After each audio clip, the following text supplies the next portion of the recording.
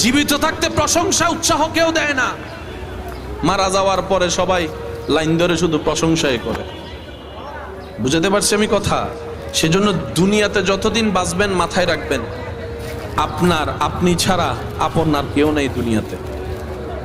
যদি আপন খুঁজতে চান আপনি পাবেন একমাত্র নবী রহমাতুল্লিল আলামিন আর আপনার রব্বুল আলামিন।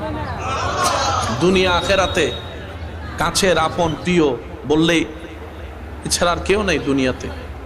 সব স্বার্থের খেলা, সময়ের চাহিদা, প্রয়োজন মাত্র। প্রিয়জন আর প্রয়োজনের মধ্যে আসমান জমিন পার্থক্য। প্রিয়জন আর প্রিয়জনের সংখ্যা তো অনেক কম। সে প্রিয়জন ওই যখন আজরাইল সামনে চলে আসবে, প্রিয়জন আর প্রিয়জন থাকবে না। হাসরের যখন সওয়াবের কথা চলে আসবে, প্রিয়জন আর প্রিয়জন